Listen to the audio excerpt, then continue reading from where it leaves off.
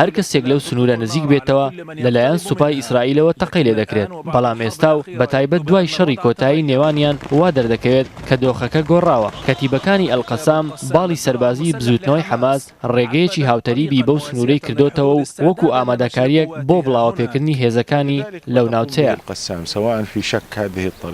ئەوەی کە قەسام دەیکات لەکردنەوەی ئەو ڕێگایە و هەر شتێکی دیکە شاراوە نییە، بەڵکو زۆر بە ئاشکرا دەیکات.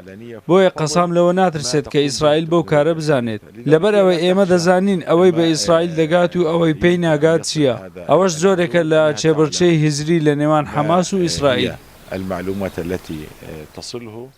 ئەو ڕێگایە کە کەتیبەکانی حەماس ناویان لێناوە تەحەدی هەڵوێستی سیاسی لایەنەکانی فەڵەستینی دابەش کردووە. بەشێکیان دروستکردنی ئەو ڕێگایە بە نمایشی هێز و تەحەداکردنی ئیسرائیل دەبینن، بەشێکی دیکەشیان پێیان وایە ئەوە سەرەتایەکە بۆ ڕێکەوتنێکی سیاسی. ئەو ڕێگایە لەسەر خاچێکە کە مافی خەڵکی فەڵەستینە، بەڵگەشت لەسەر ئەوەی کە بەرپرسەکانی ئیسرائیل ڕێگەمان پێ ناگرن. ئێمە خاک و مافی خۆمان دەجێڕینەوە بە هەر نرخێک بێت. ئەوەش هەنگاوی کەمە بەرەو قودس. هەر دەست درێژێکی ئیسرائیلیش بۆ سەر ئەو کرێکارانەی لە دروستکردنی ئەو ڕێگایەدا کاریان کردووە باجی خۆی هەیە و داگیرکەران ئەو باجە دەدەن. قسەی ئەوە هەیە کە ئاگربەستی درێژخایەن لە ئارادایە، ئەوەش لە بەرامبەر هەڵگرتنی گەمارۆکانی سەرکەرتی غەزا.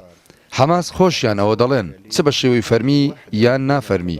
لەلایەکی دیکەشەوە ئەوە یەکێکە لەو پرسانەی کە پرسی بەرگریکردن لاواز دەکات. بۆیە پێویستە ئەو کارە لە چوارچێوەی نیشتیمانیدا بێت، نابێت حەماس بەتەنیا بڕیار لەسەرەوە بدات.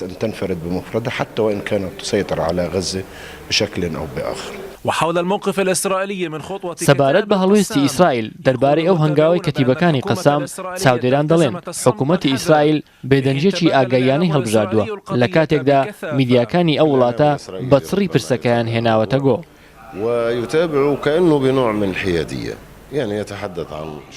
میدیا ئیسرائیل بابەتیانە بە دوای بابەتەکەدا دەچن، باسی دروستکردنی ئەو ڕێگایە دەکەن کە چۆن شەقامی غەزەی دابەش کردووە و فەڵەستینیەکان بە تەحەدای ئیسرائیلی دەزانن.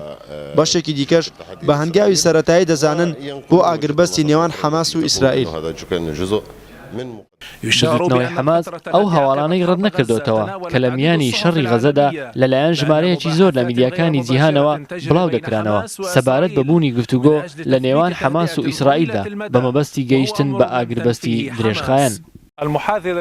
دەستپێکی ئەو هەنگاوەی باڵی سەربازی بزوتنەوەی حەماس بۆ دروستکردنی ئەو ڕێگایە لە سنووری ڕۆژهەڵاتی کردی غەزە تووڕەیی ئیسرائیلەکانی بە دوای خۆیدا هێنا.